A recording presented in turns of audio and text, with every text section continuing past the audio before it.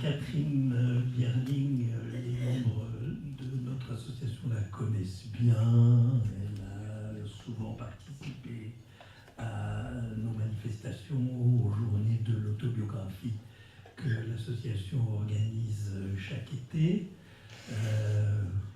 souvent comme animatrice d'ateliers d'écriture. Catherine Bierling, née en Picardie, à Lige, sur la 4e de couverture de cet ouvrage qui est sorti récemment, Vieille comme mes robes, l'histoire de la fille Lila.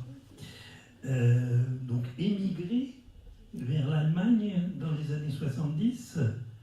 Nous la connaissons également grâce aux nombreux articles que nous avons pu lire dans la revue de notre association La Faute à Rousseau.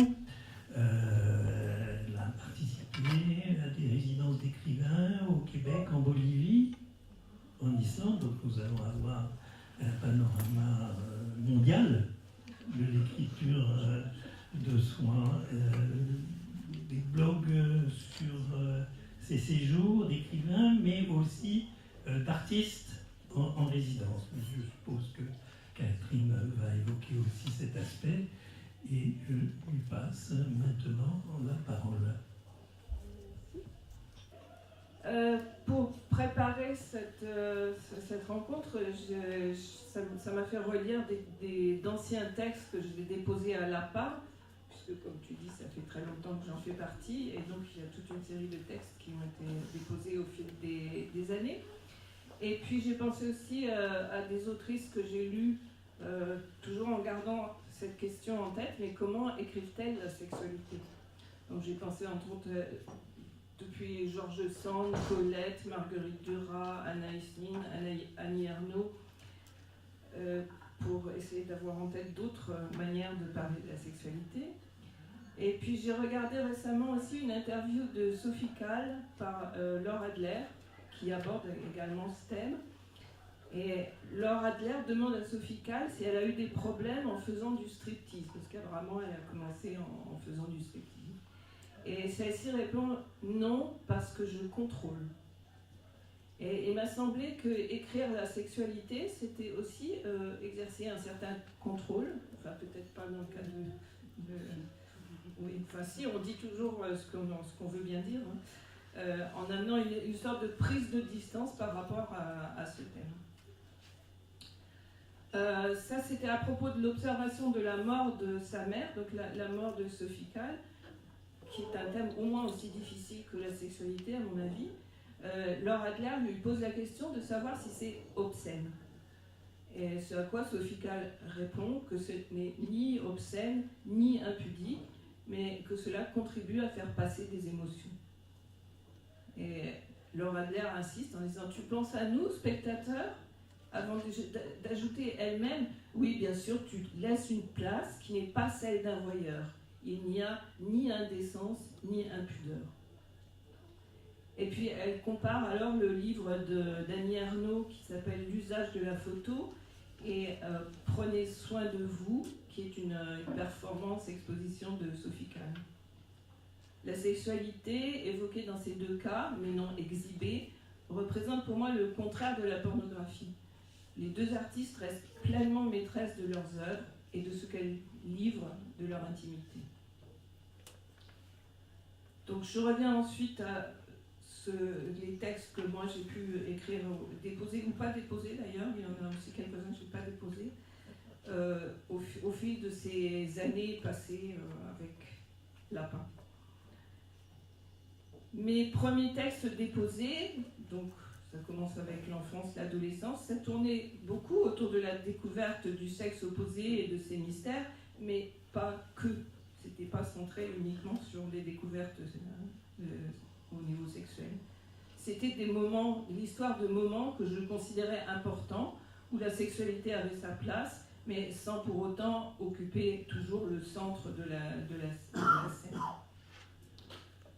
Donc quelques exemples, il y en a un qui s'appelle « Le nom des balles perdues », et qui évoque 1968, le début de mon adolescence, la découverte de l'autre masculin. Ensuite, il y a eu Ces gars légers et vigoureux. Ça, c'était ma période de groupe de jeunes entre 15 et 18 ans. Et là, j'ai retrouvé une petite citation pour me rappeler comment est-ce que j'écrivais quand j'avais besoin d'évoquer la sexualité. File, oh mon fil, prends-moi, serre-moi, mange-moi, fais-moi disparaître dans ton corps, dans ta tête. Cesse de te beurrer en permanence et d'être si malheureux sans qu'on comprenne jamais pourquoi. Oh mon fil, ne me lâche jamais plus, garde-moi sur ta peau pour toujours. Donc ça, c'était les passages un peu érotiques. Ensuite, il y a eu j'ai écrit un texte, je ne sais pas s'il est à la fin ou s'il n'est pas, le passage du Rhin. C'est ma période où je suis partie vivre en Allemagne, mais aussi, surtout, le choc de la découverte, moi j'étais jeune, hein, que certains hommes ne sont pas disponibles parce qu'ils sont homosexuels. Et que je le savais évidemment en théorie, mais que d'avoir été confrontée à ça, ça a été une expérience assez curieuse et intense. Le premier texte, je crois, que j'ai déposé, ça s'appelait La valise bleue, et c'était l'histoire d'un été en Angleterre, qui était aussi au niveau érotique très, très libérateur.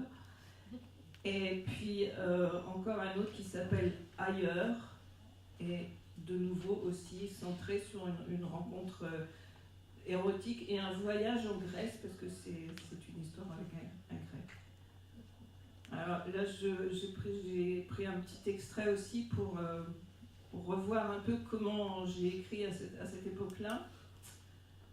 J'ai tout perdu, la tête, la raison, la notion du temps et du lieu, mais pas ses doigts ni mon corps, tout cela qui battait ensemble, tout cet immense désir réciproque, projeté d'un seul coup l'un contre l'autre. Ébouriffé, étonné, impérieux, essoufflé. Je te veux, tant que tu veux, je suis à toi, je suis toi. Je ne sais plus où, quand, comment, qui je suis. Je sais toute ta vie est la mienne. Je te savais par cœur depuis des millions d'années et je te saurai toujours dans mes veines, jusqu'à ce que je meure, et peut-être même après. Plus besoin de dictionnaire ni de traduction, je sais la langue des dieux. Était-ce aussi comme cela lorsque Zeus se posait sur Léda ou Alcmène et qu'il en sortait des miracles? Voilà, ça c'était donc l'époque grecque. Et puis ensuite, il y a eu aussi un autre texte, ça je pense que j'ai déposé, qui s'appelle Troubadour. Et là, il s'agit plus des problèmes d'équilibrage, disons, entre l'amour charnel et l'amour troubadouresque, donc l'amour de loin. Donc comment se débrouiller avec ces deux extrêmes. Voilà, donc ensuite il y a un autre texte que je n'ai pas déposé à la PA qui s'appelle Jeff. Et ça a été composé en 1998 et ça reprend des extraits bruts d'un journal de 1975 avec des commentaires et oui, une espèce de remise en page. Donc c'est une histoire d'un amour à trois qui finit mal. Et ça commence avec la phrase « L'amour avec toi, j'ose à peine l'écrire ». Donc problème, comment est-ce que je vais exprimer ce que j'ai envie d'exprimer, mais je ne sais pas encore très bien comment. Et dans ce cas, c'est la poésie qui a pris le dessus et qui m'a semblé la plus apte à transcrire cette expérience. Parce que je ressentais qu'il y avait comme un au-delà des mots que seule la poésie pouvait tenter de rejoindre. Donc, on est beaucoup dans la métaphore qui m'a aidé à ce moment à surmonter l'obstacle de ce qui me semblait indicible. Alors, ce texte, il est truffé de poèmes, et je vous donne juste un exemple.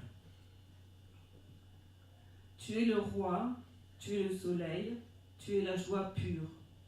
Tu entres dans ma chambre et s'écroulent les murs. Tu es le magicien, tu tiens ma vie dans ta main. Tu peux faire pleuvoir des déluges, tu peux faire voltiger la neige, tu peux allumer le soleil, tu peux incendier la ville. Tu es cet état qui n'a pas de nom, où ma chair commence à fondre en bouillonnement de lave tiède qui palpite et cascade, m'environne et m'intoxique de gaz sulfureux, de brouillard, de microparticules, en furie, en transe, en feu. Tu es la fleur des champs et la rose aux épines, et la fleur noire de l'enfer gigantesque que j'ai tissé autour de moi, aux longs pétales élastiques qui m'enroulent, me cajolent et m'étouffent, me retiennent prisonnière, mais me font quitter cette sphère, plus haut, toujours, vers l'existence pure et absolue, sans contrainte, sans limite, sans condition.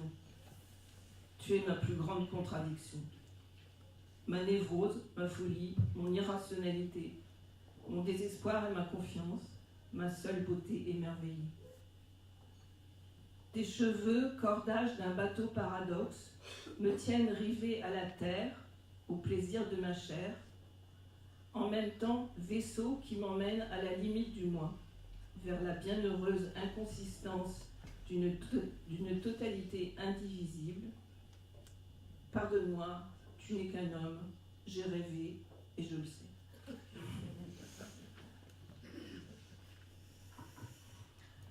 Voilà, et puis il y a encore un autre texte que je n'ai pas déposé à la part parce que en fait ça tend un peu trop vers l'autofiction. Ça s'appelle 4 couleurs, mais il comporte une partie assez longue d'une tentative de réflexion théorique à propos toujours de mais comment l'écrire. Et donc j'ai trouvé que ça s'insérait vraiment dans le thème d'aujourd'hui. Donc là, je vous cite un extrait assez long de ce texte sur la théorie. Comment parler de l'amour physique et comment omettre d'en parler? Comment relater cette expérience, vieille comme le monde, mais à chaque fois unique et inédite, du moins aux yeux de ceux qui la vivent? Il n'est guère facile d'éviter les écueils. On risque de retrouver sans cesse sous sa plume les formules toutes faites qui se trouvent par exemple dans les romans spécialisés pour femmes en quête d'émotions sensuelles. Je sais que j'évolue dans un cercle très proche de ce que l'on appelle roman de gare ou à l'eau de rose, puisque je me suis fixé pour but de tenter de comprendre l'histoire d'un homme et d'une femme, son début, ses dangers, ses hésitations, ses failles et ses éblouissements. Et qu'une banale histoire d'amour, sans crime, sans violence apparente, sans déviance évidente, est souvent considérée comme de la sous-littérature. Celle qui avait gâté l'esprit de la pauvre Emma Bovary. Ces romans, donc, déroulent toujours plus ou moins le même stéréotype. Ses jambes et son torse sont musclés, ses épaules larges, son ventre est plat, sa voix devient rauque. Il dit « Je vous veux, je vous désire, je vous aime ». Rayez la mention inutile. Les amants se laissent emporter par la vague de la passion. Ils atteignent le plaisir suprême. En principe, tout le monde a compris. Pas besoin de faire un dessin. Malheureusement, mon homme splendide à moi n'avait pas la musculature d'un Sylvester Stallone. Il ne feulait point comme un tigre. Il ne disait rien. Il agissait seulement, mais de manière fort efficace. J'aurais pu aussi tenter de verser dans le porno, mais je ne sais pas faire. Par exemple, bite, chatte, fonte, mouille, baise, nique, mais c'est vraiment pas ma tasse de thé. Ou bien, j'aurais pu rechercher l'écriture plate, la description froide et clinique, ça se fait beaucoup aussi, mais ce n'est pas dans ma nature de rester neutre ou d'occulter mes sentiments. Je songe alors à Bonjour Tristesse, lu quand je n'avais pas encore 16 ans, et que j'ignorais presque tout des gestes de l'amour. Une réflexion de Françoise Sagan m'avait cependant paru très judicieuse. L'expression « faire l'amour » allie un verbe et un substantif qui ne vont pas ensemble. Que fait-on? N'est-on pas plutôt fait soi-même? C'est tellement terre à terre, routine, popote, faire. On fait aussi la cuisine, la vaisselle, le ménage, la poussière. Et cela n'a rien à voir avec l'amour anarchique, inquiétant, déroutant. Elle écrivait, donc Françoise Sagan, je n'ai jamais oublié, puis ce fut la ronde de l'amour. Cela me parlait davantage à mon imagination de minette de 16 ans. Une ronde, une spirale, une envolée, une échappée. Celle qui parle si bien de l'amour, Colette ou Marguerite, éprouve un certain respect, ne se risque guère au-delà du trou noir où le langage s'arrête, où parallèlement l'ombre est totale et où règne la lumière la plus absolue. Pour moi, l'amour réussi a toujours tenu de la rencontre initiatique avec le mystère le plus profond de l'existence. Parviendrai-je à l'évoquer en utilisant mon stylo à 4 couleurs, rouge passion, bleu tendresse, violet mystique et noir néant? Et que dire à ceux qui prétendent qu'il n'y a pas de rapport sexuel? Je sais seulement qu'il y a une perte des limites de soi qui se mêle à l'autre et à tout l'univers, et en même temps retrouvaille avec le plus profond, le plus réel de notre être. Enfin, tout ceci représente mon point de vue de femme, point de vue assez peu entendu jusqu'à aujourd'hui, mais que dire enfin de la jouissance de l'autre, cet inconnu, l'autre sexe? Comment a-t-il vécu ce que je tente de ramener au jour? Mes envolées lyriques ne sont-elles pas bien éloignées de ce qu'a pu être son désir, son plaisir, sa jouissance? Est-ce que je le saurais si je l'interrogeais avec des mots? J'en doute. Conclusion, rien n'est simple. Voilà, et donc du temps a passé, et puis en 2022, mon texte, donc Vieille comme mes robes, a été publié par l'Harmattan. Et puis on m'a fait remarquer qu'en fait il n'était pas centré seulement sur les robes, mais aussi sur le corps qui se trouvait sous les robes et ce qui se passait sous les robes. Donc effectivement je l'ai relu à cette lumière et j'ai trouvé qu'il y avait bien sûr pas mal de thèmes qui ont rapport avec la sexualité. Au début du texte, j'étais amenée presque automatiquement à réfléchir sur le problème du genre, mais ce terrain m'apparaissait dangereux et un peu miné parce que sans doute un peu trop à la mode. Et moi, je dis bêtement, je n'ai jamais pensé à hésiter une seconde sur la nature de mon genre. Fille depuis le début et très contente de l'être. Donc après, il y a aussi une sorte de remontée dans le temps. Donc vers les années 60, il y a le problème des mini-jupes. Donc là, j'ai été influencée par la mode de mon époque. Jane Birkin, France Gall, Brigitte Bardot dévoilaient leurs cuisses généreusement et nous pensions qu'il était normal d'en faire autant. C'est-à-dire qu'on ne pensait pas consciemment à la sexualité en mettant des mini-jupes, on voulait juste suivre la mode et être comme les autres. Pourtant, dans le chapitre qui s'appelle « Une robe trop blanche », ça montre quand même que le choix des vêtements a une incidence directe sur la réaction de la jante masculine, et cela nous surprend. Une robe blanche, un bal, un garçon qui vous embrasse, et le lendemain, des sentiments mitigés de culpabilité et de satisfaction. À travers le prisme des robes, j'évoque une sensualité qui se découvre et se pose des questions. Ça revient aussi un peu plus tard avec le chapitre qui s'appelle « La robe dorée », où là l'écriture s'en trouve sur une facette secrète de ma personnalité, un côté que je n'ai jamais eu envie d'exhiber.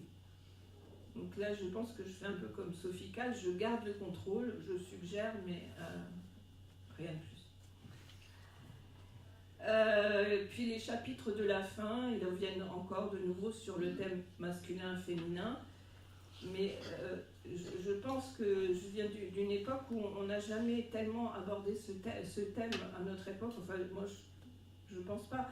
Je le dis comme ça, que dire? Juste ce que je sais dans mon corps, juste ce qui me souffle, me chuchote, me suggère. Je suis un corps féminin, pleinement, entièrement, même prête à passer la frontière fatidique vers la vieillesse. Bon, ça y est, j'ai bien passé la frontière.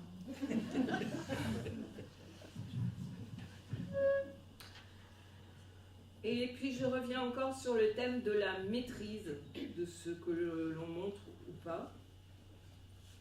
Jouer avec ses formes, ses attraits, ses couleurs, quand on en a envie, sans que ce soit un appel au viol, simplement pour montrer qu'on existe comme un être de chair, qu'on a aussi des désirs, des envies de plaire et d'attirer, comme les oiseaux se parent des plus belles plumes.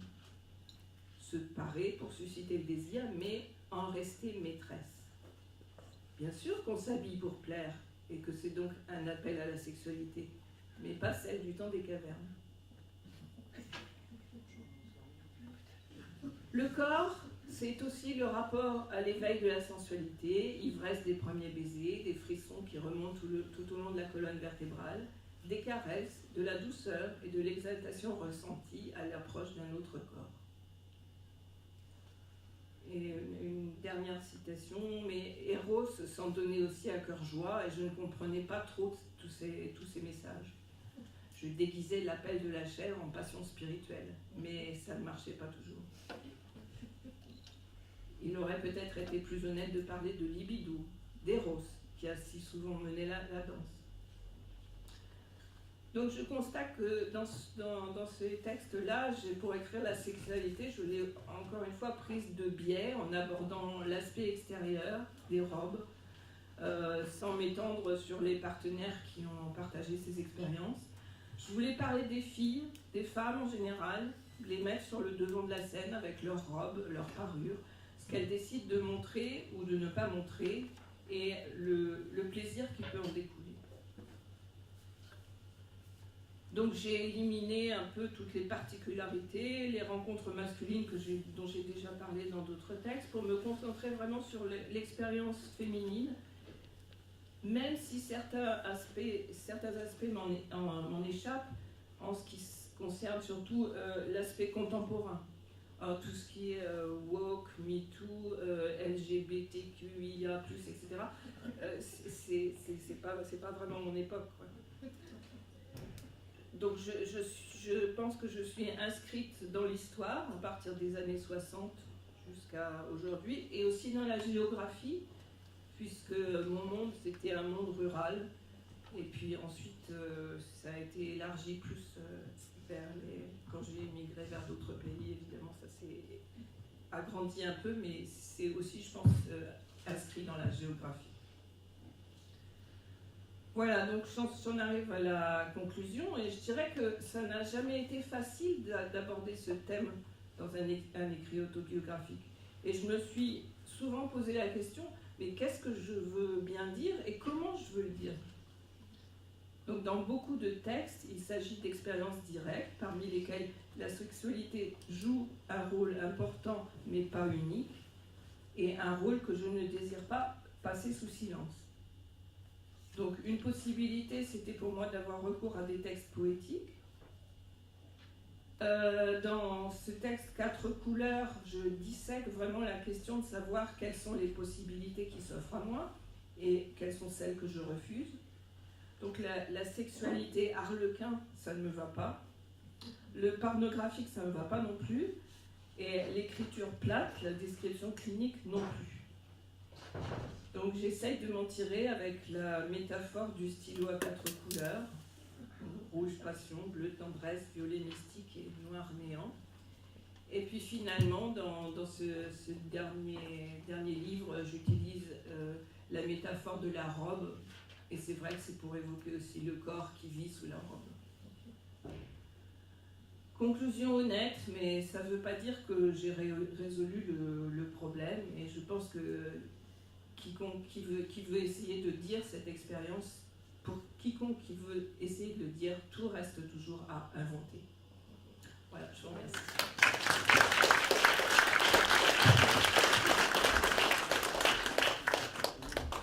Merci Catherine Bierling de ces